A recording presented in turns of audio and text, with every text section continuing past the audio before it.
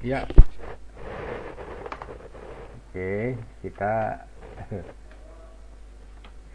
siap-siap. Di Bali cerah sebentar ya Pak ya, sebentar.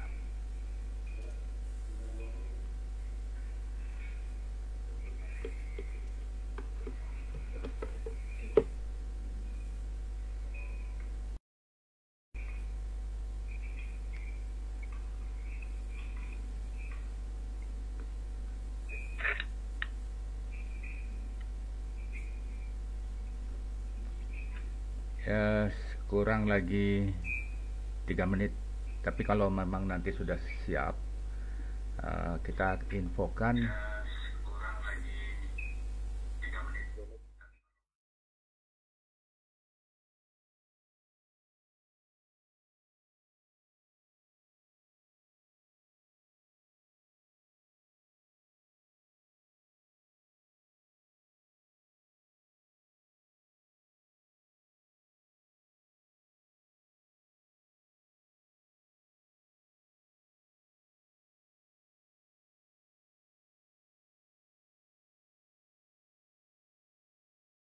Ya, oke, kita buka layar di global, di mana di Inspirasi Prabu dan juga fanpage yang lainnya. Oke. Aku pasti kamu sudah banyak masuk juga nih. Iya, luar biasa hari ini. Ya. Baiklah, kita mulai saja. Dan selamat pagi kawan Blesti di seluruh Nusantara, apa kabar? Dan pada hari ini bahagia sekali, saya Bram Wijaya selaku pemandu acara Dialog Blesti Jakarta Bali hadir dengan rasa bahagia, rasa damai, rasa tenang, dan dengan rasa-rasa yang lainnya. Ya, hari ini sesuai dengan temanya menjalankan bisnis MLM dengan bahagia. Mari kita bahagia, mari kita cari info yang baik dan benar tentang kondisi-kondisi MLM di Indonesia, dan bersama seorang presiden direktur yang luar biasa yang selalu memberikan info yang baik dan benar juga terkait dengan apapun yang berkaitan dengan bisnis multilevel marketing. Bapak Cia Afianto adalah Presiden Direktur PT Cakap Jakarta, dan beliau juga duduk di kepengurusan di APLI, dan tentu saja beliau sangat mumpuni berbicara di bidang ini. Ya, kawan global, pada hari ini kita sapa saja narasumber kita yang luar biasa, yaitu Bapak Cia Afianto. Selamat pagi. Ya, semangat pagi Pak Bram.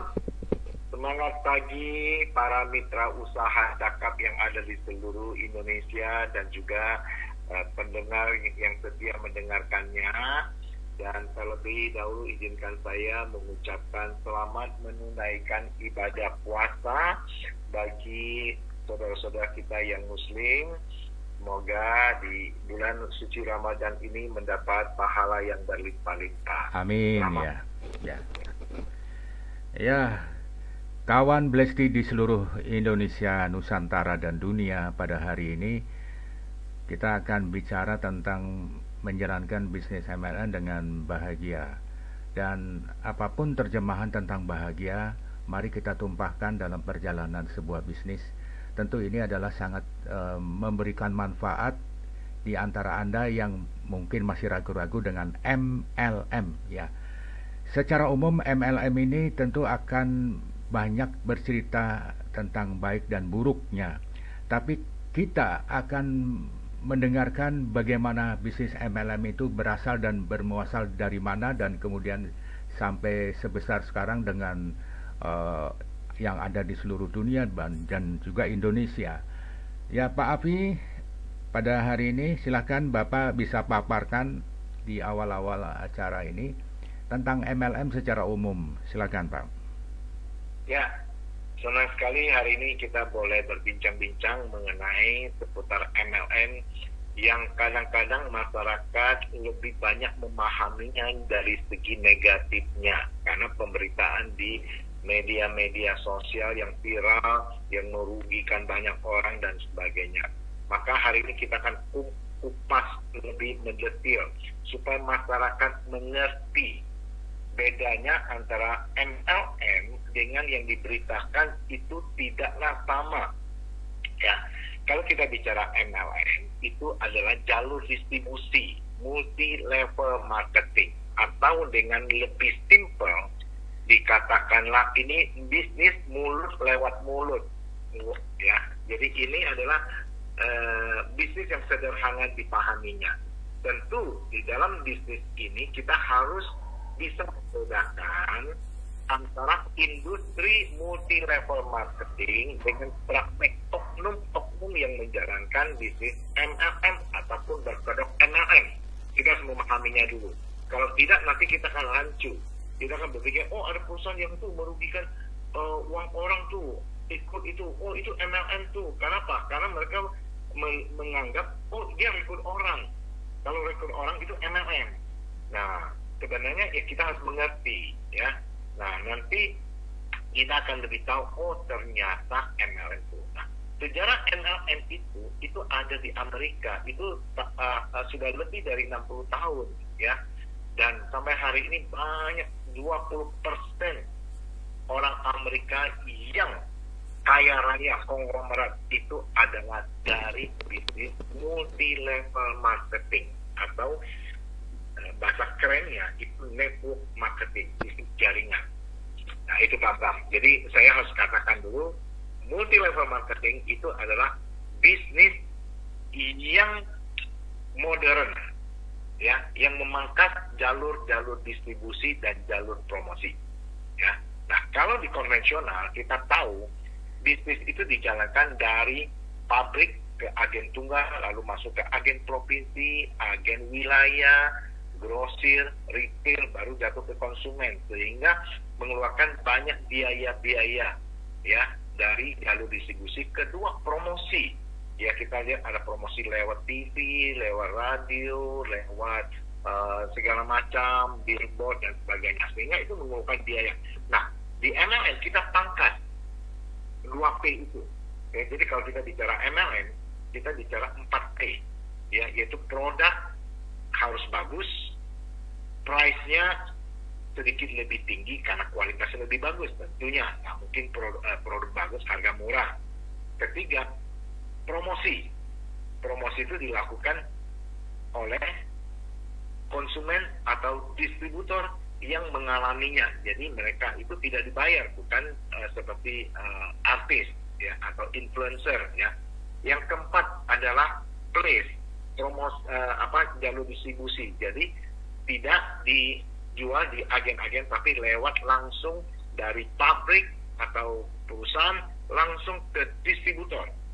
Distributor itu juga konsumen. Distributor itu menjual lagi ke konsumen, apalagi keuntungan retail, keuntungan langsung. Nah, itu adalah bisnis jalur distribusi yang modern.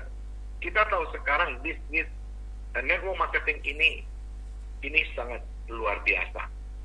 Orang-orang yang sukses adalah orang-orang yang menguasai jaringan, bukan orang yang punya gedung besar. Nah, itu. Gitu Pak Bram, ya. Ini di awal dulu, ya.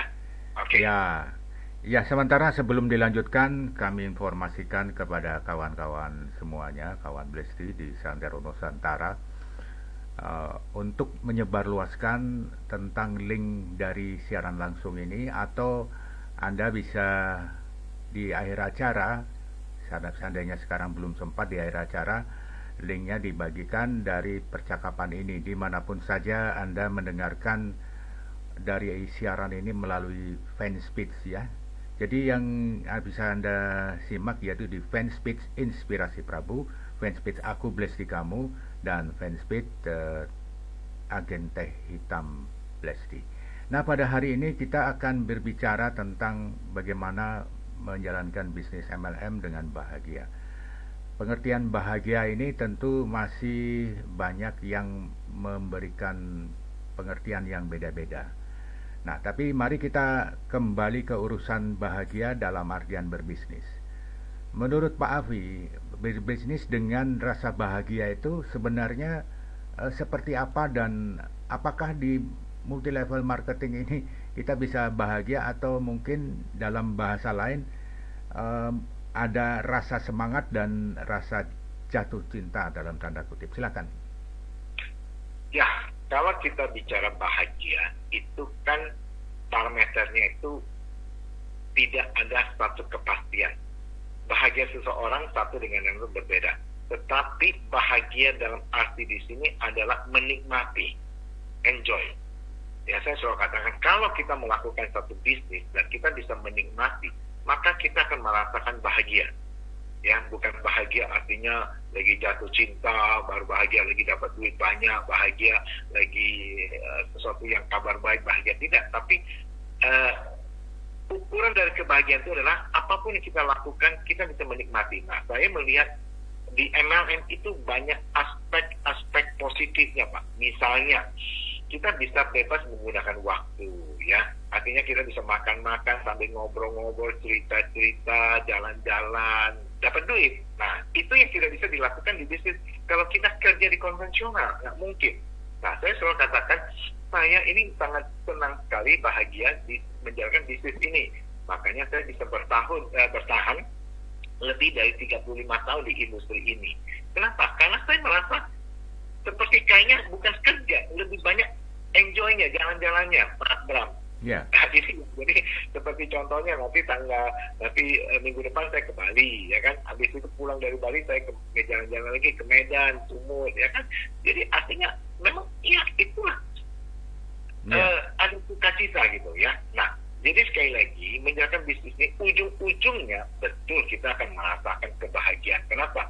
Karena ada dua hal yang didapatkan di dalam menjalankan bisnis MLM yang benar dan baik. Nanti kita kupas. Tetapi adalah kita lihat setiap orang yang menjalankan bisnis MLM itu dia bisa mengatur waktunya sendiri, Pak Bram. Yang kedua, dia bisa mengatur penghasilan yang dia mau dapatkan seperti apa dengan hasil kerjanya. Nah, itulah yang disebut dengan satu kebahagiaan yang tidak bisa diikat oleh orang lain gitu.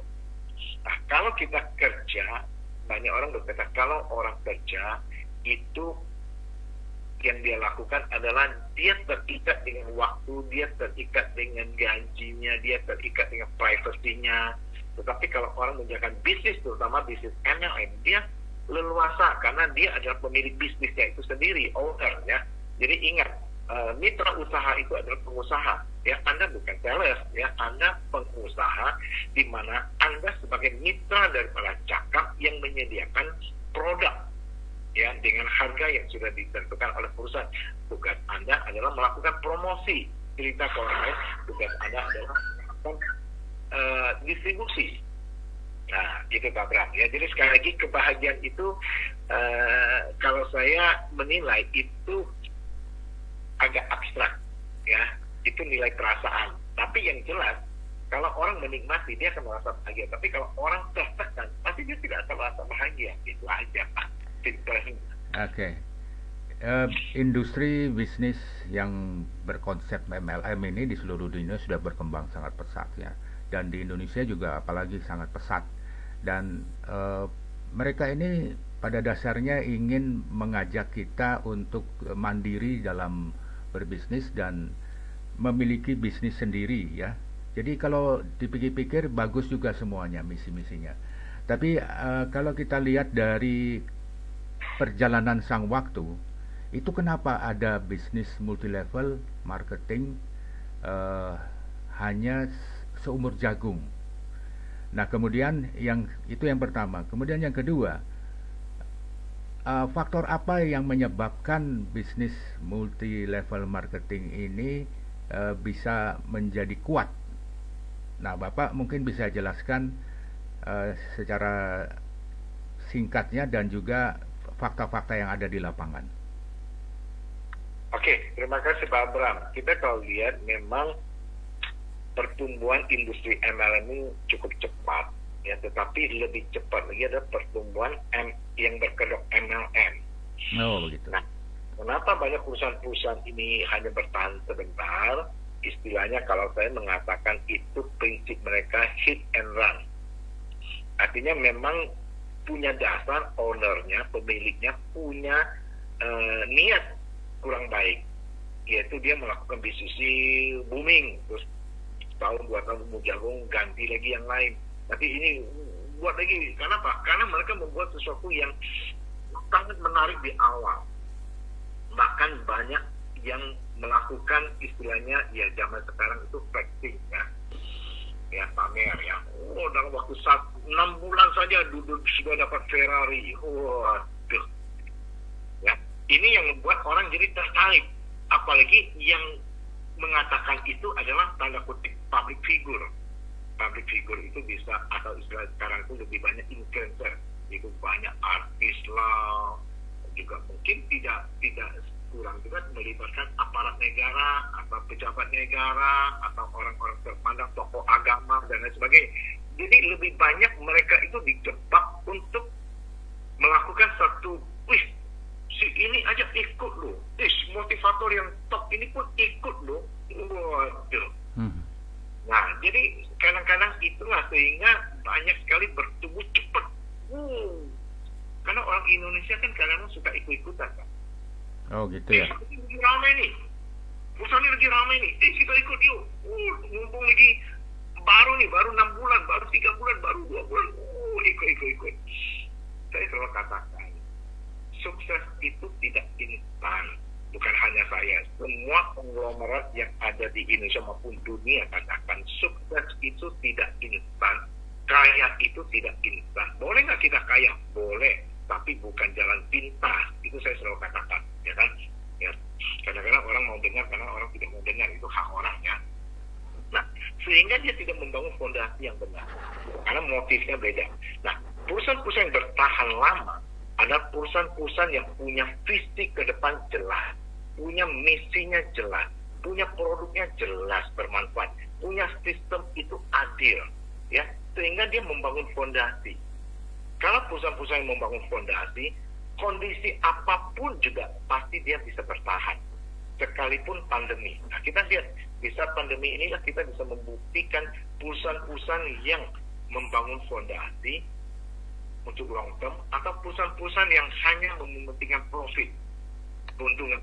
Nah, itu bisa kelihatan bedanya di sini. Kalau kondisi normal itu nggak ada bedanya, Pak Bram. Begitu ada masalah, itulah yang menentukan satu perusahaan itu benar atau tidak benar. Itu satu. Nah, bukan hanya itu juga, kadang-kadang juga leader itu berpengaruh juga. Banyak terjadi leader-leader yang aji mumpung, kutu loncat. Oh, perusahaan ini mumpung baru, ikut ke sana. Nanti udah nggak begitu rasakan sini nih. Ada perusahaan baru lagi, ikut ke situ.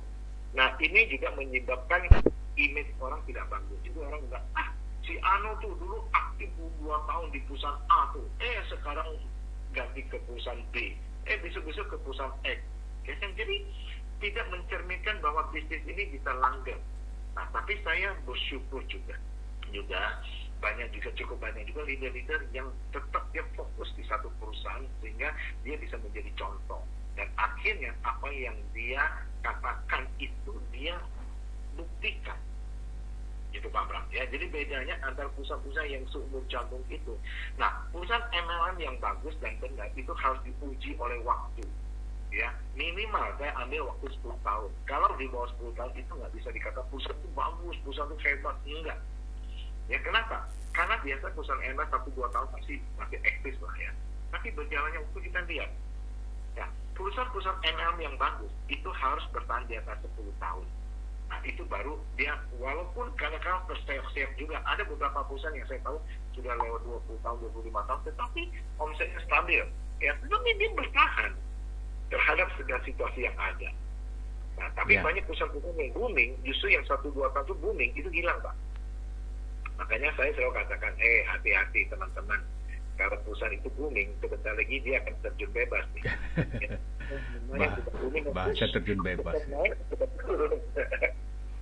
Nah, itu ya. Jadi itu perbedaannya Pak Bram. Nanti kita lebih lanjut lagi dengan pertanyaan dari Pak Bram. Iya, jadi saya tertarik sekali dengan sikap mental oknum ya. Nah, ada kalanya ini perusahaan sudah multi level yang baik lah, murni dan sah dan bagus, tapi kembali oknumnya ini ada masalah dengan cara berkomunikasi dan lain sebagainya. Nah, kemudian ada juga yang memang yang pintar komunikasi berada di ada di kondisi atau di tempat yang salah, tapi dia pintar ngomong dan sebagainya. Jadi masyarakat sekarang lagi dibingungkan dengan kondisi apa sih sebenarnya multi level yang baik ini dari kacamata masyarakat awam. Jadi edukasi ini memang harus terus menerus. Nah, Bapak sebagai seseorang yang duduk di APLI, kalau nggak salah Bapak sebagai wakil ketua APLI bidang kerumah tanggaan ya Pak ya? Betul? Halo? Ya. Nah, halo. Ya, betul ya. Betul. Nah, jadi di APLI sendiri bagaimana mengedukasi masyarakat agar masyarakat ini benar-benar tahu betul tentang MLM yang baik dan juga bagaimana bisa memberikan kondisi yang menguntungkan bagi masyarakat. Itu seperti apa upayanya, Pak? Ya, jadi dalam mengedukasi masyarakat tentu itu melibatkan semua ya stakeholdernya, artinya baik dari segi pemerintah, lewat Departemen Perdagangan, ada juga lewat Satgas Waspada Investasi dan lain sebagainya, maupun lewat asosiasi APLI, maupun dari perorangan, kita selalu mengedukasi. Cukup simpel Pak, pemerintah selalu menerapkan 2L. Apa itu?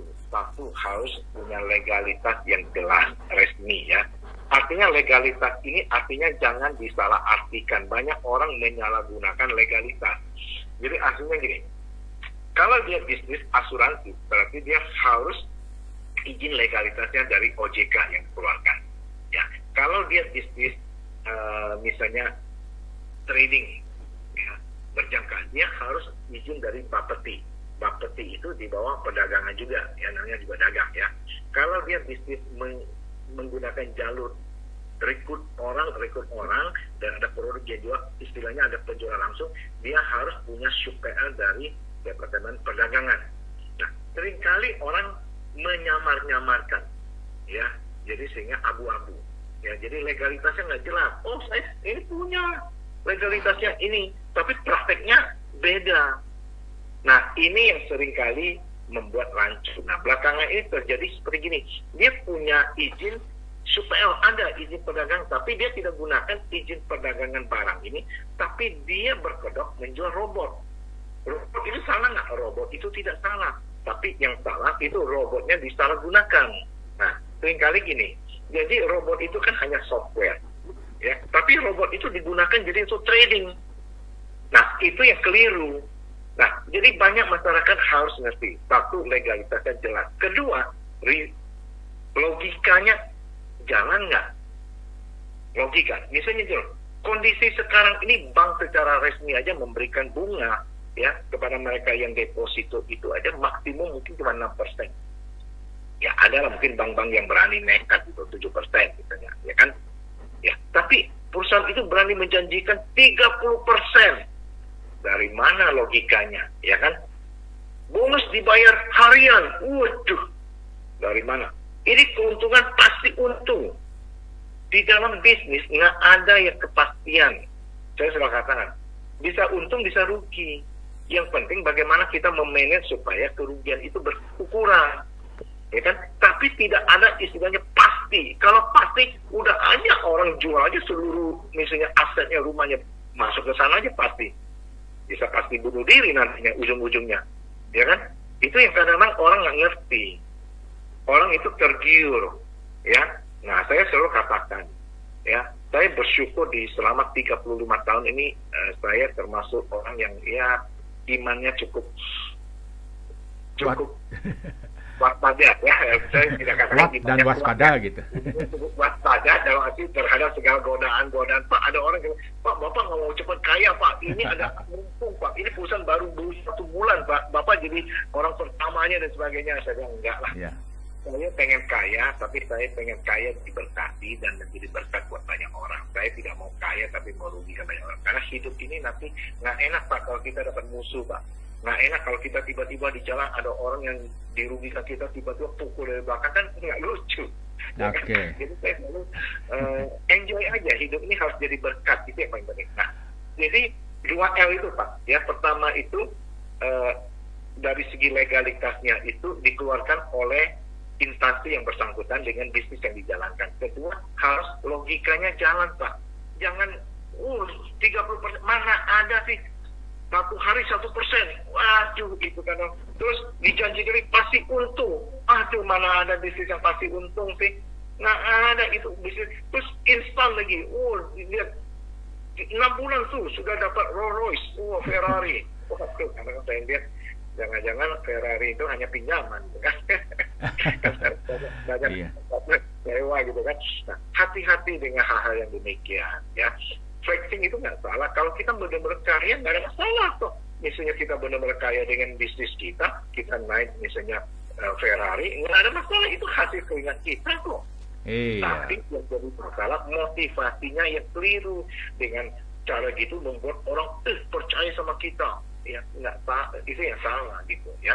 Nah, kalau saya tambahkan lagi Pak Bram, bukan hanya 2L. Nah, satu, harus selidiki produk yang dijual itu worth it tidak.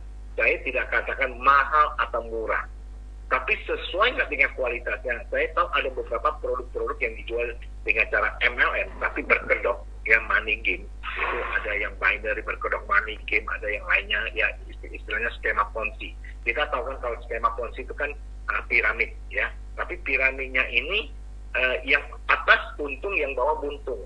Nah, istilahnya Ponzi ini terkenal sekali ya. Dulu yang melakukan namanya Charles Ponzi, itu sudah di orang Rusia ya, sudah di penjara bukan seumur hidup, sampai dia mati pun masih dihitung, karena dipenjarakan itu kalau nggak salah tuh hampir 100 tahun ke berapa, pokoknya udah mati di sel aja lah gitu. Ya,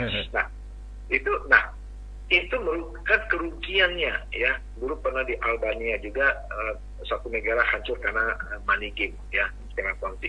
Nah, jadi gampang Pak Bram, kita lihat misalnya satu produk yang dijual, misalnya kalung yang di pasaran bisa jual cuma 100-200 ribu, dia jual 2 juta. Nah, itu berarti udah curiga lah, itu berarti udah nggak benar lah ya. Jadi kita harus lihat produk itu worth it nggak, sesuai dengan manfaatnya ya, harganya sesuai dengan manfaatnya. Oke. Ya. Yeah. Lagi worth it, yang bernilai, bukan masalah murah atau mahal. Ada produk yang memang mahal tapi dia memang sesuai. Ada produk yang memang bagus tapi dia jual tidak mahal. Tidak mahal artinya terjangkau, ya worth it. Satu. Kedua, kita lihat sistemnya. Sistemnya itu fair atau tidak. Banyak sistem-sistem yang tidak fair, yang di atas yang dapatnya gede walaupun dia tidak bekerja. Nah, sistem yang adil adalah sistem siapa yang bekerja keras, dia yang akan nikmati. Tidak tergantung dia mau di titik mana, di posisi mana. Nah, yang biasa kalau sistem yang tidak adil itu pasang titik. Kalau saya kaya, saya bisa lebih kaya lagi Pak Bram, saya pasang 31 titik. Afianto 1 sampai Afianto 31. Nah, itu udah benar, itu udah nggak benar ya. Kalau udah kayak gini udah nggak benar ya. Sistem yang benar harus bisa memberikan persamaan hak kepada siapapun, mau orang miskin, mau orang kaya, siapapun bergabung. Yang penting ujung-ujungnya ditentukan oleh seberapa besar dia membangun jaringannya. Ya, bukan di posisi mana. Saya tidak pernah bicara posisi, tapi seberapa besar dia bisa kembangkan jaringan, itulah dia akan dapatkan hasil yang lebih besar. Itu adalah adil. Dan yang jelas lagi adalah sistem yang bagus adalah tidak boleh ada namanya jebakan Batman. Nah, saya tetap keluhan beberapa orang, Pak saya gabung di perusahaan A, si B, ya ternyata Pak saya dibohongi. Kenapa dibohongi? Ya ngomongnya muluk-muluk, nggak taunya harus ada persyaratan yang lain untuk mendapatkan bonus. Saya bilang itu jebakan Batman. Ya. Nah, itu ya kan. Nah, itu hal-hal yang demikian. Jadi selain dari legalitasnya, logikanya jalan tidak. Kalau logika udah nggak masuk akal, ya jangan terjebak lah. Ya, terus apa? Karena biar orang terjebak itu karena orang itu gambling, Pak. pengen cepat kaya, ya spekulasi lah, hati-hati. Terus produknya harus memang worth it, sesuai kualitasnya, manfaatnya, terus juga sistemnya harus adil. Terus perusahaan itu punya support system tidak, maksudnya punya program-program yang jelas, ya, training dan sebagainya, sehingga orang masuk ini, oh ada training ini, ada kelas ini, ada kelas itu, dan lain sebagainya, ya. Nah, itu akan membuat itu dia akan lebih langgeng. Nah, terakhir adalah seringkali harus ada satu istilahnya motivasi atau inspirasi yang membuat leader itu punya loyalty, sense of belongingnya tinggi, loyalitas tinggi, fokus, komitmen. Nah, itu yang akan membuat jadi ini akan jadi langgeng gitu. Oke, Pak Afi. Kalau dilihat dari sejarah sudah, dan kemudian dilihat dari fasilitas dari suatu MLM ataupun katakanlah investasi tertentu, itu kan biasanya juga nggak ada gedungnya, atau mungkin gedungnya ada tapi nyewa dan sebagainya. Nah, apakah urusan fasilitas ini menjadi amatan yang pantas untuk kita meneliti sebuah multilevel marketing, perusahaan multilevel marketing, atau apa yang bisa Bapak kasih saran terhadap fasilitas perusahaan itu? Oke, ini juga peranan Pak, penting juga selidiki perusahaannya, ya. Yang tadi saya katakan ini ada tambahnya selidiki perusahaannya. Banyak perusahaan-perusahaan yang sifatnya online itu kata, oh pusat kita ini ada di New York, oh pusat kita ini ada di Beijing, pusat kita ini ada di Tokyo, oh pusat negara-negara besar, yang katakan. Saya bilang hati-hati Bung, teman. Kita berbisnis di Indonesia, satu kita harus berpatokan pada aturan Indonesia, bukan aturan Amerika. Ini yang salahnya, ya kan? Izinnya harus izin dari negara kita sendiri. Itu satu. Produknya mau dari luar nggak ada masalah, ya kan? Ada beberapa produk memang kita harus akui dari luar negeri lebih bagus, ya. Tetapi harus jelas. Terus gedungnya juga jangan pasang gedung mentereng, Wisma BCA misalnya di Tamrin, itu tinggi sekali. Nggak tahunya dia cuma di sewa satu tempat 3x4 kantornya, atau 20 meter lah misalnya, ya kan? Hanya sebagai virtual office, itu bahaya.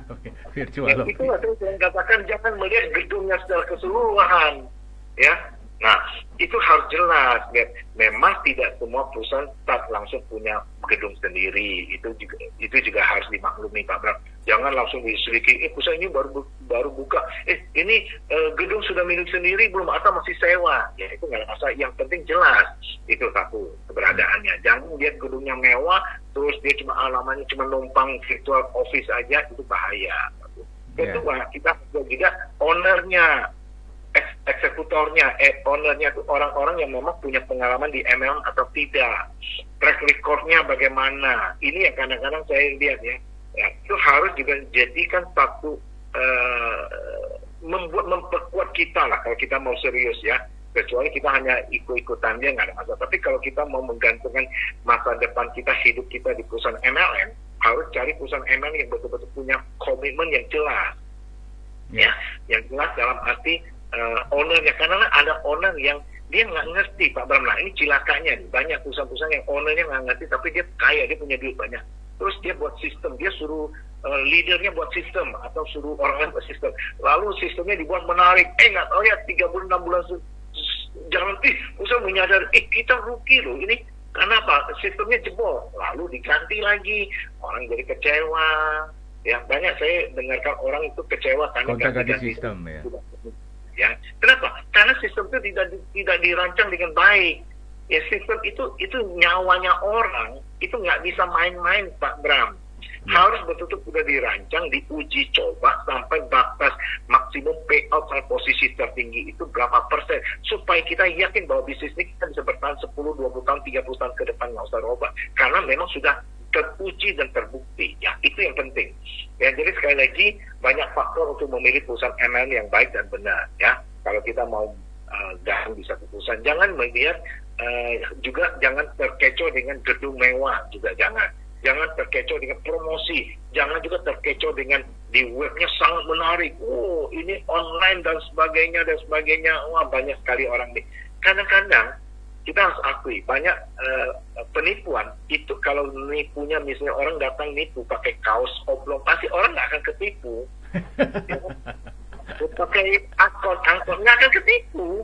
Tapi ada orang datang pakai dasi, pakai jas, pakai sepatu bawaannya, pakai jam mungkin jamnya jam Rolex, mungkin nggak tahu lah ya dia dari mana itu kan.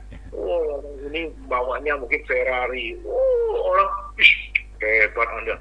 Terus dia suka. Bung, Anda tahu nggak? Saya ini dapat ini baru saya gabung 3 bulan nih di investasi ini. Itu semua jadi serba murah. Rolex murah sekali. Sepatu 2 juta, 20 juta, murah sekali. Ya, berarti kesimpulannya masyarakat itu memang ya masyarakat tertentu lah silau dengan hal-hal seperti itu. Sehingga makanya ada orang itu pusat 3 bulan udah keluarkan mobil, parah deh, apalah mau keluarkan 10 mobil juga nggak. Inilah kita tinggal lihat aja endingnya seperti apa. Saya selalu ngomong, dan apa yang saya omongkan itu sebagian besar itu benar, Pak Bram, terjadi. Saya selalu katakan, apa yang sekian tahun tutup benar. Karena perkiraan saya itu pasti akan habis itu. Kenapa? Karena kalau dia terlalu jor-joran, pasti suatu hari akan ketemu mentoknya, perusahaan akan jebol. Kalau sebelum perusahaan jebol, perusahaan liquid ini dulu, menyatakan bangkrut dulu. Nah itu hati-hati, ya hati-hati. Jadi kalau begitu sudah kena, yang disalahkan tuh MLM. Oh iya loh. Saya itu nggak rela, karena saya udah 35 tahun berkecimpung di industri MLM, dan saya juga dulu di kepengurusan APRI itu sudah lebih dari 10 tahun. Nah periode kali ini saya dipercayakan menjadi wakil ketua urusan internal, Pak, bukan urusan rumah tangga, urusan internal. Jadi harus coba membenahi ya perusahaan-perusahaan ini. Jadi makanya saya katakan sekali lagi, jangan tergiur dari penampilan ya, tapi semua selidiki sebelum kita serius. Oke Pak, dan ini ternyata banyak sekali leader-leader kita dari Bali yang sudah berkomentar ya. Pak Putu Manike yang luar biasa, leader kita ini ternyata memberikan info dan komentar. Salam sehat dan sukses Pak Afi dan Pak Bram. Sebuah bisnis jika dijalankan dengan full heart dan happy, didukung dengan produk yang bermanfaat dengan harga yang terjangkau, maka dipastikan akan bertahan dalam jangka panjang. Blesti sudah buktikan. Nah, jadi ini nyerempet-nyerempet ke Blesti, tidak apa-apa, walaupun kita ngomongin MLM ya. Jadi ada juga yang belum bisa menyebut MLM, ternyata masih polos-polos juga penjualannya lumayan banyak ya. Nah kemudian ada Ibu Jero Sumartini, semangat pagi, berkat rutin konsumsi Blesti dan asam urat saya jadi membaik. Info pemesanan hubungi area Bali, silakan hubungi nomor 081805686494. Wah ini sudah memberikan info yang baik dan benar ya, terkait dengan banyaknya masyarakat membutuhkan produk dari Blesti. Ya, jadi pada kesempatan hari ini Pak, mungkin banyak hal yang kita lebih menukik pada persoalan problem-problem orang-orang yang sebenarnya MLM-nya itu MLM murni. Tujuannya baik, juga visi misinya baik, tapi toh masih tidak dipercaya, dianggap sebagai sebuah usaha yang abal-abal dan sebagainya. Berarti ini sebuah tantangan tersendiri ya Pak ya. Bagaimana untuk memberikan sebuah motivasi agar masyarakat ini tidak mencampur adukan itu Pak, silakan. Ya, jadi seringkali masyarakat ini kalau saya melihat lebih banyak terpengaruh karena omongan temannya, saudaranya, keluarga terdekatnya dan sebagainya. Ya, padahal sebenarnya kita kalau mau terjun, kita harus mengerti tanda kutip ya, bukan artinya pengalaman di MLM. Minimal kita harus mengerti tadi yang beberapa faktor-faktor yang tadi saya sebutkan, ya kan. Ini untuk mengurangi. Pertanyaannya ada yang tanya, Pak, apakah perusahaan yang sudah punya legalitas resmi, uh, bonusnya logikanya jalan, sudah punya produk yang oke, apakah tetap bertahan lama? Belum tentu juga.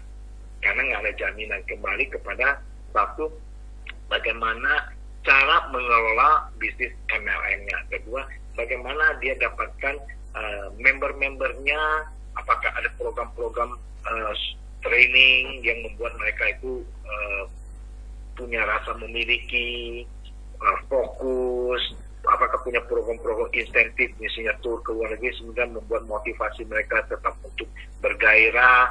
Nah, banyak faktor Pak Bram, ya, banyak faktor. Tetapi minimal perusahaan-perusahaan yang punya, yang tadi saya sebutkan minimal ada 7 aspek itu, minimal perusahaan itu pasti maju Pak, pasti maju, ya. Nah, antara maju dan booming itu dua hal yang terpisah. Banyak perusahaan-perusahaan maju tapi tidak pernah booming, tapi dia konsisten naik terus. Tapi ada perusahaan-perusahaan yang booming, 2 tahun hilang Pak. Ya, saya punya data banyak sekali Pak. Saya punya data banyak sekali, saya tahu.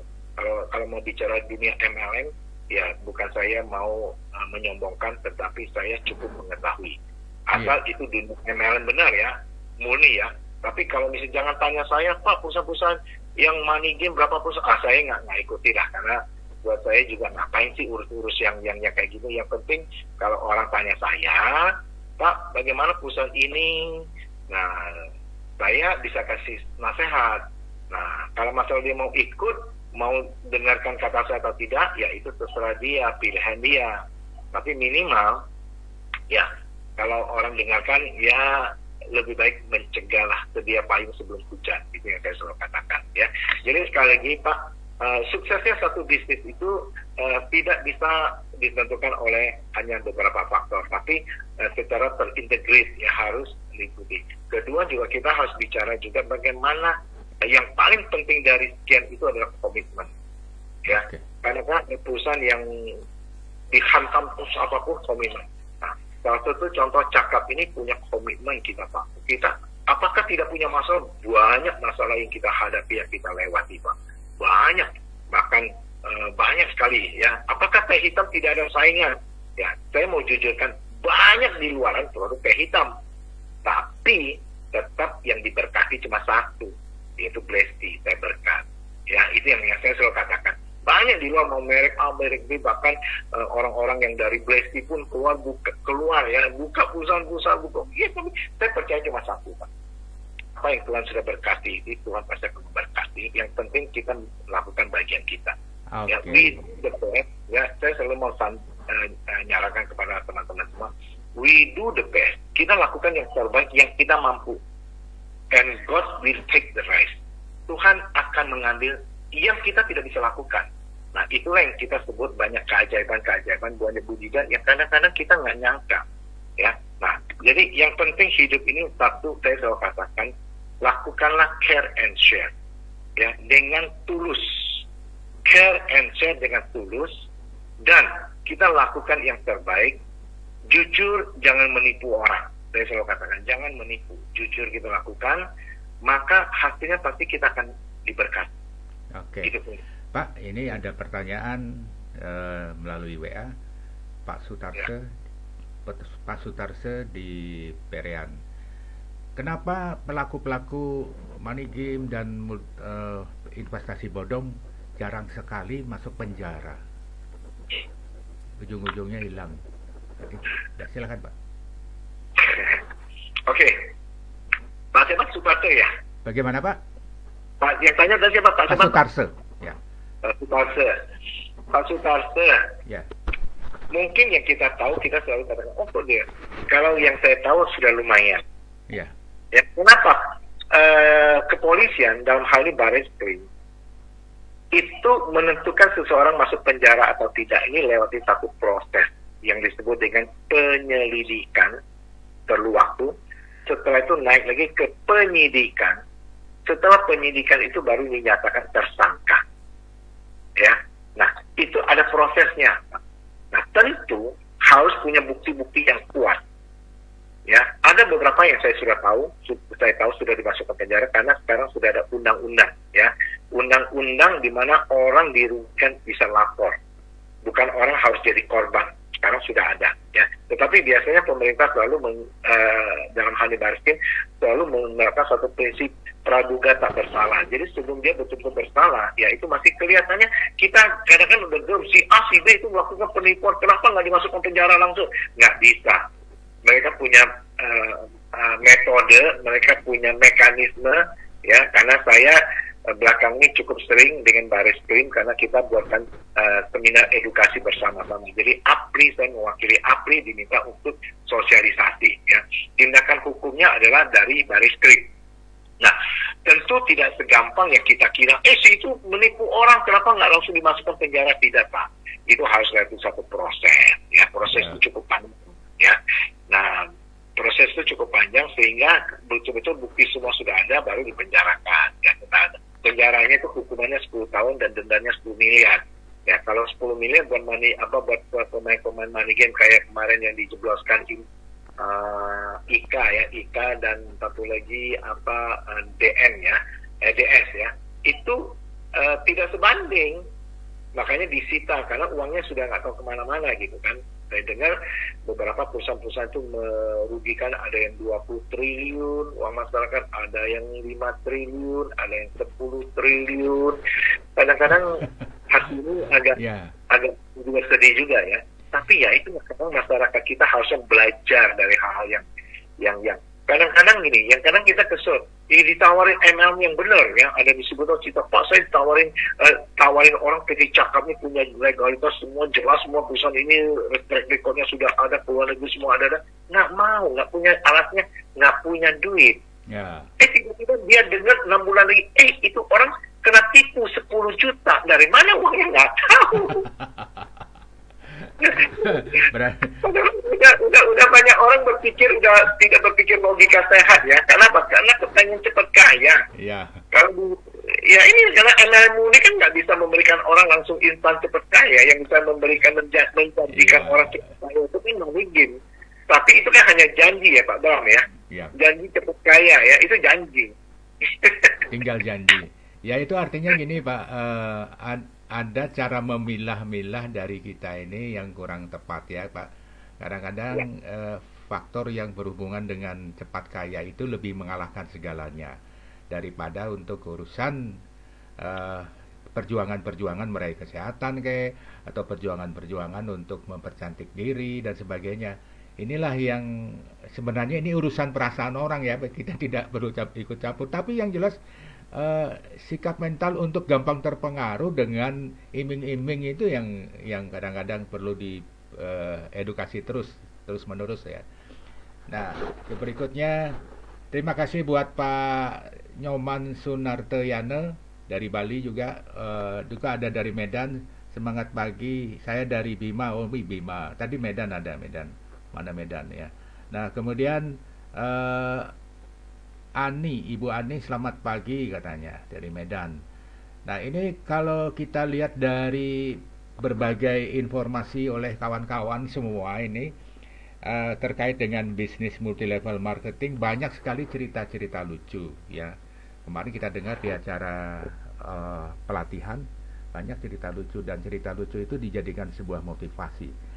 Nah, bagaimana Bapak mengemas sebuah cerita yang bisa memotivasi kita agar mereka itu berbangga dan bangga dengan bisnis yang dia pegang, yaitu dengan konsep multilevel marketing. Ya, gimana? Silakan Pak. Ya, kalau kita lihat kan kadang-kadang gini, manusia itu lebih gampang ingat adalah satu cerita. Ya, daripada kalau kita jelaskan ini, karena cerita ini kadang-kadang ini berbekas ya, tetapi seringkali ini kita ini dari kecil itu sudah dikasih dongeng cerita-cerita, tetapi sebenarnya cerita itu punya makna, tetapi yang kita tangkap itu kan beda.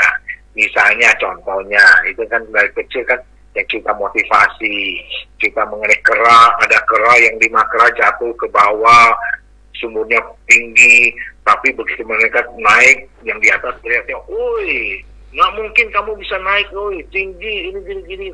Kasih motivasi yang lemah, turun. Ya kan? Akhirnya ada satu kera yang naik ke atas. Ternyata, kera ini apa? Kera ini tuli. Jadi mereka sorak-sorak, kreatur ini menganggap mereka memberikan sorak gitu. Naik. Akhirnya dia naik cacat.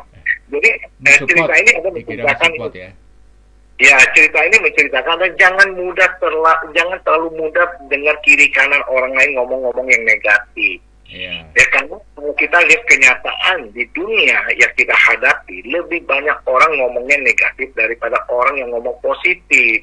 Makanya saya selalu berusaha untuk selalu ngomong yang positif untuk membangkitkan semangat orang. Saya tidak mau menjatuhkan orang lain dengan kasih sesuatu yang motivasi yang jelek ya. Nah, motivasi yang positif ini bagus, walaupun kenyataan yang kita hadapi tidak sesuai, tapi at least memberikan satu gairah, satu semangat, satu yang lain. Nah, ini adalah satu materi gitu Pak. Jadi kadang-kadang ini kita harus melihat cerita itu lebih berkesan. Contohnya lagi, ada kita pernah dengar dari kecil kura-kura berlomba dengan kelinci. Siapakah yang menang anak-anak? Kura-kura yang menang. Kalau kita lomba sebenarnya nggak mungkin lah kura-kura bisa menang dengan kelinci, ya kan Pak Bram? Nah, kura-kura jalannya juga namanya kura-kura, kelinci lompat-lompat udah sampai, ya kan? Tapi ibu guru cerita dia punya arti. Artinya apa? Kelinci ini sombong. Dia udah lari kenceng kan, ya kan? Terus dia santai tidur di bawah pohon. Lama-lama karena angin sepoi-sepoi basah dia tertidur. Pura-pura nggak tidur, dia jalan terus pelan-pelan jalan sampai finish di sorak. Kura-kura kelincinya kaget. Kok ada suara apa? Nggak tahu ya, kura-kuranya udah sampai garis finish. Artinya apa? Maksud guru itu belajar ketekunan. Iya, betul. Tapi seringkali cerita-cerita ini kita ingatnya cuma kura-kura. Ya kalau kenyataannya nggak mungkin kura-kura menang lah. Ya kan? Tapi maksudnya tuh jadi orang tuh jangan sombong. Mana kita punya potensi, punya talenta, terus kita nyombongkan orang, menyepelekan orang. Kura-kura, apa kamu? Nggak ada apa-apanya gini. Tapi kura-kura nggak peduli. Dia punya prinsip, tekun dia lakukan. Nah, ini prinsip ML itu cocok, Pak Bram. Jadi sebenarnya cerita-cerita banyak Pak Bram. Kalau saya mau ceritakan ini bisa cerita sampai sore. Ya boleh satu lagi. Tapi yang saya maksudkan ada lagi nih. Di dunia ML itu seringkali kita lebih cepat nangkap kalau ada cerita-cerita. Ya ada cerita gitu. Iya Pak, luar biasa sekali ya. Pada hari ini kita menginformasikan Anda bisa bertanya lewat halaman komen ya, halaman komen. Jadi ini ada beberapa yang beropini ya, hanya beropini, baguslah opininya, luar biasa. Kemudian adakah di antara Anda yang ingin bertanya seputar investasi bodong, multi level marketing yang baik dan benar, atau mungkin yang berhubungan dengan kasus-kasus yang sekarang ini sedang berjalan dan lain sebagainya? Ada satu hal yang membuat kita sebenarnya bahagia ya, dari para pemain di bisnis multi level. Saya sebut pemain karena mereka ini selama ini juga ketar-ketir untuk menjalankannya ya. Ketar-ketir itu begini, apakah saya ini di multi level yang baik dan benar? Tapi ternyata di sini sudah ada ahli yang membina, yang membimbing. Nah, kemudian juga ada undang-undang yang mengatakan bahwa seorang leader dan juga pengelola itu bisa dicokok dalam tanda kutip hukum ya, terkait dengan apa yang dilakukan terhadap suatu investasi yang bodong-bodong itu. Nah, ini juga apakah Pak Alfi pernah melihat kasus ini sudah berjalan dengan baik? Ya, gini Pak Bram. Kalau tadi kan saya disebutkan di awal itu pemerintah selalu menekankan 2L. Satu, legalitas. Ya harus jelas ya. Tapi kadang legalitas itu pun bisa diselewengkan. Ya tidak menjadi satu jamin, tapi itu satu patokan. Kedua, harus berpikir logika yang sehat. Logika yang sehat itu kalau sesuatu yang tidak masuk akal, ya lupakan aja lah. Ya. Nah, terus juga selain itu juga ada peranan ahli. APRI itu adalah satu asosiasi penjualan langsung Indonesia di mana sudah diakui secara internasional, bukan hanya Indonesia saja. Karena APRI ini di bawah dari World Federation Direct Selling Association. Ya, jadi artinya kita bangga, kita Indonesia APRI itu dapat gold member. Artinya satu langkah lagi kita sejajar dengan perusahaan-perusahaan di Amerika. Ya, nah APRI ini itu lebih ketat. Kadang-kadang ada perusahaan-perusahaan yang sudah mengantongi izin dari pemerintah. Belum tentu dia mengajukan ke APRI, belum tentu diterima, belum tentu. Ya, karena APRI punya kriteria yang lebih ketat karena kita beraliansi dengan internasional. Jadi ada beberapa peraturan-peraturan ditolak. Kita, ternyata ini nggak bisa. Nah, contohnya saja beberapa perusahaan-perusahaan yang sudah dapat, katanya sih dapat izin, tapi kita tolak beberapa perusahaan-perusahaan, akhirnya jadi bermasalah, ya kan? Nah, kalau dia sudah menjadi anggota APRI, maka otomatis dengan sendiri pasti perusahaan itu punya SUPA atau punya izin pemerintah yang jelas, legalitasnya jelas, karena APRI ini seleksinya lebih ketat. Ya, makanya perusahaan kita ini kita lebih menonjolkan kualitas, Pak Bram. Kualitas yang bukan kuantitas, yang bukan ya saya terima aja, saya terima, enggak, tapi kita betul-betul ini.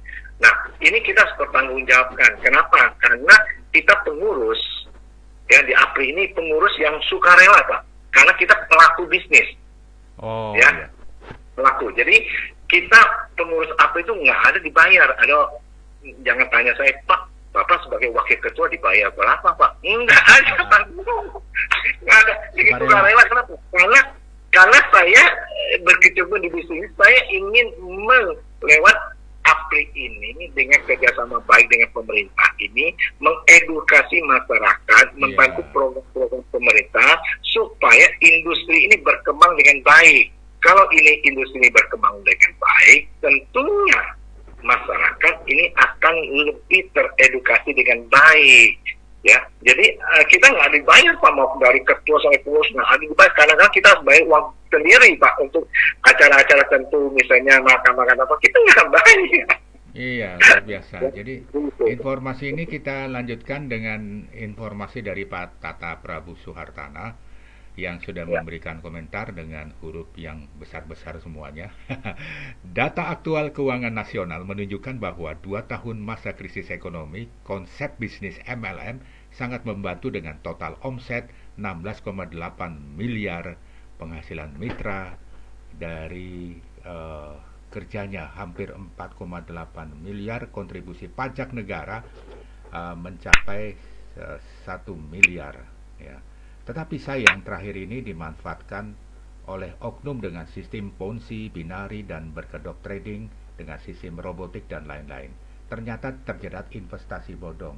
Bagaimana menurut Bapak bedanya dengan Blesti? Wah, ini menohok ke Blesti. Luar biasa. Ya, silakan Pak. Oke, Pak Tata, saya sedikit koreksi, Pak. Mungkin Bapak salah ketik, bukan 16,8 miliar, 16,8 triliun, Pak. Ya, itu banyak itu, Pak. Bukan miliar. Kalau miliar 16,8 miliar mah kecil, Pak. Itu satu perusahaan aja udah lebih dari itu, ya. Satu perusahaan itu lebih dari itu. Jadi kontribusi kita sampai waktu itu dibuka sama ketua MPR kita, juga sebagai penasehat dari APRI, Pak Bambang Susatyo, yang mengatakan kontribusi kita cukup besar. Dan tahun lalu kita juga dibuka sama BKPM, ya, kepala BKPM Pak Bahlil, ya.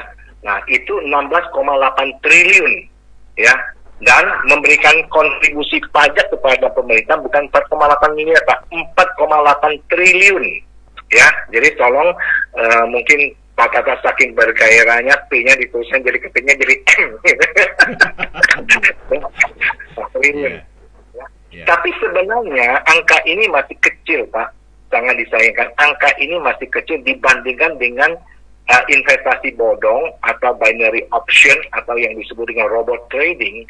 Itu kemarin diberitakan itu dari DNA Pro aja. Yang ini bukan kata saya, ya. Ini berita yang saya dapatkan yang bisa dipercaya. Itu aja 20 T, Pak. Terus ada juga yang dari yang Indra Kent itu, yang binary option itu berapa T. Terus ada lagi beberapa yang itu banyak, Pak. Jadi mereka mengumpulkan bahwa investasi ilegal atau skema Ponzi itu kurang total semua itu ada 50 T, Pak. Jadi kalau kita punya 16,8 T, yaitu bisnis yang benar, bisnis yang legal, yang benar, itu kecil, Pak. 16,8 T. Dibandingkan dengan yang lain itu 50 T. Jadi saya sangat sedih sekali gitu. Ya, bayangkan itu berapa pajak yang dilarikan keluar kan, karena itu kan pusatnya di luar gitu. Ya, nah sedangkan kita kontribusi pajak itu baru 4,8 T untuk berarti di Indonesia. ada pajak yang lost untuk Indonesia. Oh iya, jelas Pak, jelas. Ya, nah itulah tugas. Nah, tapi biarkanlah ini tugas dari pemerintah di bawah Bareskrim.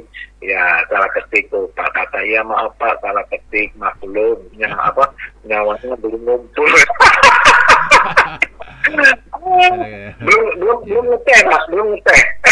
Oh iya, lagi puasa ini mungkin. Ya. Lagi Nah, jadi sebenarnya Pak Bram, ya. sebenarnya yang tadi saya mau katakan ya, bisnis yang legal ini potensinya sangat besar.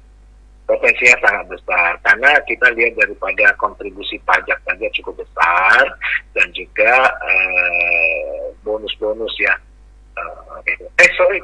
Maaf, Pak Tata, 4,8 T bukan kontribusi pajak, itu adalah bonus yang dibayarkan kepada member, bukan ya, 14,8 T.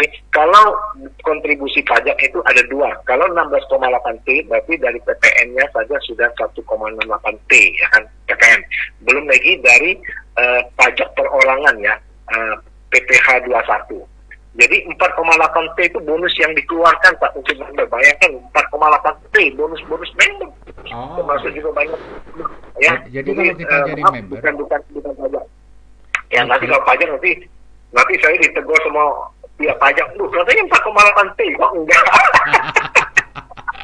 Iya. Nah, Pak, kalau kita sebagai member katakanlah di Blesti itu sudah nggak mikirin pajak lagi ya, Pak ya? Ya, artinya... Oh, udah dibayar, udah dipotong pajak PPh 21 dan itu wajib. Ya, cara pemotongannya ada dua, Pak. Cara pemotong pajak ada dua. Kalau dia punya NPWP, mulainya dari 5% dan itu progresif sampai 35%. Kalau dia tidak punya NPWP, 6%.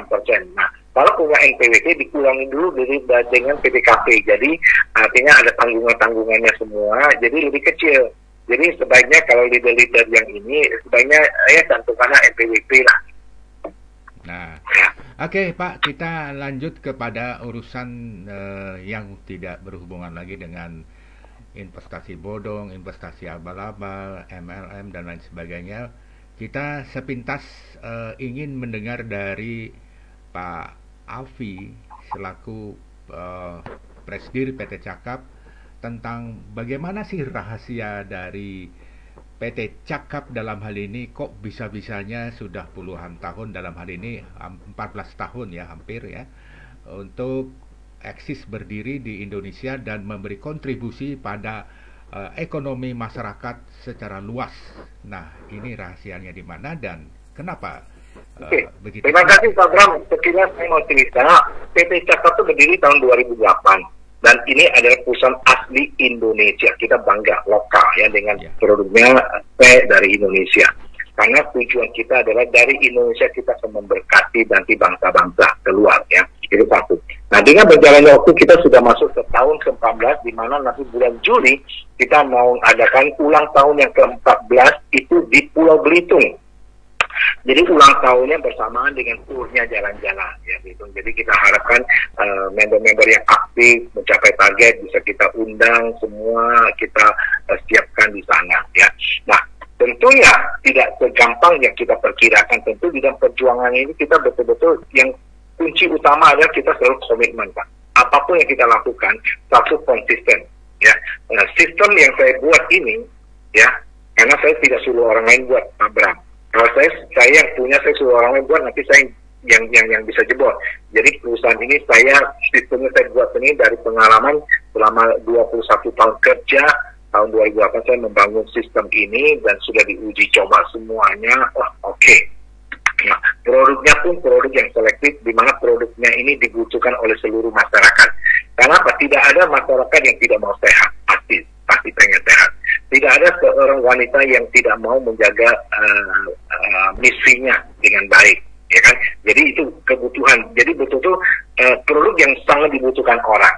Nah, dengan sistem yang adil, fair, mudah, akurasi tanpa batas waktu, jadi kita buat satu sistem itu betul-betul menjadikan satu fasilitas buat leader-leader, member-member yang ingin serius mengembangkan bisnis ini untuk mendapatkan, yaitu satu, kebebasan keuangan, kedua kebebasan waktu, ujung-ujungnya ke sana, ya. Nah, kabar gembiranya untuk masyarakat Bali, kita komitmen, ya. Banyak orang bilang, Pak, di saat pandemi 2 tahun COVID ini, cakep gimana? Cakep, tetap aktif, tetap jalan, tetap maju, tetap buka. Saya tetap ke kantor setiap hari. Ini sebentar lagi nanti saya mau ke kantor. Jam 11 saya udah ditunggu di kantor kan. Jadi tetap aktivitas seperti biasa, ya kan? Nah, tetapi tetap kita mengikuti peraturan pemerintah, prokesnya kita tetap terapkan dan sebagainya. Keluar kota. Nah, sampai ada orang kaget, Pak, betul Pak, mau acara besar, mau acara akbar di Bali. Iya, saya bilang, tanggal 14 Mei.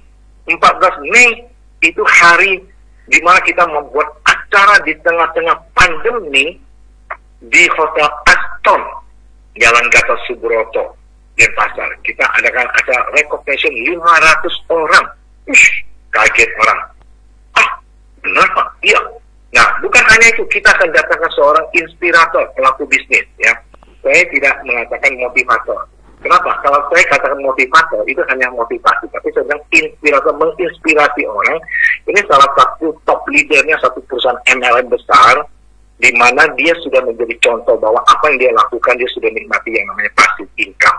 Nah, sekarang dia menjadi inspirator untuk Indonesia dan Asia Tenggara. Dia diundang di beberapa negara Asia Tenggara.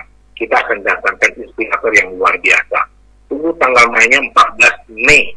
Jadi untuk masyarakat, untuk member BLESTI itu boleh mengundang prospek.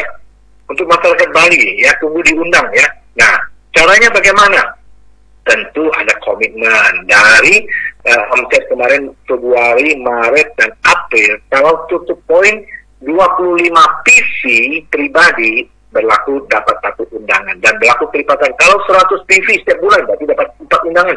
Kalau kalikan 3 bulan 100 TV berarti dapat 12 undangan. Bisa mengundang 12 prospek, ya. Ataupun downline-downline yang dulunya aktif dan sekarang udah nggak aktif, boleh diundang. Jadi target kita memang 500 orang, di mana kita memberikan penghargaan. Nah, Cakap selalu memberikan penghargaan, dan ini adalah kota pertama yang kita adakan recognition setelah terjadinya pandemi. Ya, kalau dulu sebelum pandemi kita adakan acara dengan 1.000 orang, 1.500 orang peraih mobil, ya. Bahkan kita pernah acara ulang tahun yang ke-12 itu di Candi Prambanan 2.500 orang. Tetapi untuk ukuran di saat pandemi, Bali kota pertama. Kenapa kita pilih Bali kota pertama? Karena kita yakin dari Bali ini nanti akan menyebar luas member-member ke seluruh Indonesia, bahkan prospek-prospek yang jual ekspor ke luar negeri, gitu, Pak Bram. Jadi Bali ini ada keistimewaannya, ya. Jadi saya nanti minggu depan saya ke Bali, tanggal 13 ada pertemuan, ya, di Bali. Memang kita bentuk panitia dan semuanya, pelaksanaan semua sudah diatur. Tanggal nanti 14 saya akan temani juga inspirator ke Bali lagi. Jadi waktu saya ini boleh dikatakan ini lebih dari 50% perhatian ke Bali, Pak Balam. Berkali-kali ke Bali, berkali-kali ke Bali tidak bosan ya Pak ya? Iya, jadi nggak bosan-bosannya ya. Jadi saya kalau ke Bali ini bukan jalan-jalan, Pak. Ke Bali bisnis ya? Ya, berbisnis sambil berjalan. Ya, jadi berbisnis sambil berlibur. Oke Pak, closing statement bagaimana melakukan konsep sebuah bisnis di Bali? Apakah ada ciri khas yang bisa dimanfaatkan di Bali ini Pak? Silakan Pak, sebagai closing statement. Ya, closing statementnya kepada teman-teman kita di Bali, ya, dengan seringnya aktivitas kita berharap Bali ini betul-betul bisa booming, ya, bisa luar biasa. Dan saya tahu banyak kali perusahaan-perusahaan juga tidak kalah money game, skema ponzi juga banyak acara di Bali, ya. Jadi bagaimana yang paling penting kita harus jadi bukti. Jadi teman-teman kita di Bali, dengan momen event-event ini kita berharapkan ini pertumbuhannya akan cepat sekali, ya, akan cepat sekali pertumbuhannya, sehingga bisa dinikmati oleh semua masyarakat terutama saat pandemi ini banyak masyarakat membutuhkan penghasilan, banyak masyarakat membutuhkan pekerjaan, banyak masyarakat stres, jadi perlu hidup lebih sehat. Jadi waktu yang paling tepat keberadaan distributor-distributor cakap yang ada di Bali khususnya dan ada di Indonesia secara umumnya memberikan kontribusi yang lebih dalam hal untuk kesehatan dan kesejahteraan. Itu yang pesan saya untuk masyarakat Bali, dan tunggu tanggal 14 Mei itu gunakan acara yang luar biasa ini, undangan tidak usah bayar, itu luar biasanya. Undangan free, tetapi yang diundang pastikan Anda hadir, karena ini event yang sangat besar sekali. Nah, itu pesan saya untuk masyarakat Bali, dan pesan saya untuk seluruh masyarakat umum untuk closing statement adalah, satu, jangan pengen cepat kaya, tergiur dengan tawaran-tawaran yang tidak masuk akal. Ya, tidak masuk akal. Kalau masuk akal sih nggak apa. Itu satu pesan saya. Kedua, serius tekuni dan fokus dengan apa yang Anda sudah jalankan, apa yang sudah Anda miliki. Jadikan itu Anda sebagai pelaku bisnis, bukan pemain MLM, Pak. Saya lebih katakan pelaku MLM. Kalau pemain itu seringkali dia main-main ya. Loncat sana, loncat sini. Pemain. Jadi saya bilang ini pelaku MLM, pelaku bisnis yang benar. Ya. Okay. Nah, harapan saya dengan kehadiran Blesti di Indonesia memberikan kontribusi yang besar buat masyarakat Indonesia untuk hidup sehat dan sejahtera, dan ujung-ujungnya kita harus menjadi berkat buat banyak orang. Itu Pak Bram, dan sekali lagi terima kasih buat mitra usaha yang ada di seluruh tanah air yang sudah menyaksikan, dan juga terima kasih Pak Bram yang sangat luar biasa membantu supaya masyarakat lebih mengenalnya. Sampai ketemu lagi nanti minggu depan. Terima kasih Pak Afi yang luar biasa, dan kawan global dan juga Anda kawan Blesti, silakan Anda sebarkan link ini agar lebih semuanya menikmati sebuah sajian-sajian dari Pak Afi yang luar biasa ini. Terima kasih, sampai jumpa. Sampai jumpa.